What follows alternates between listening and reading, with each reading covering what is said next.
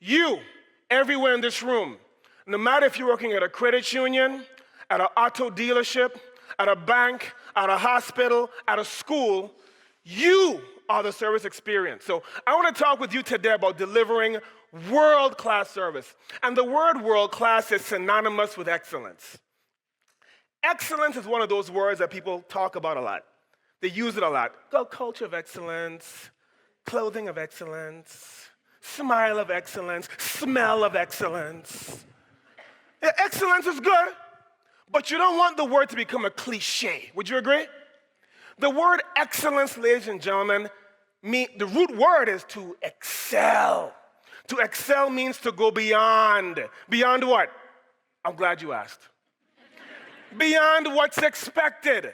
The word excellence means to exceed expectations. It means to do more than what's required of you.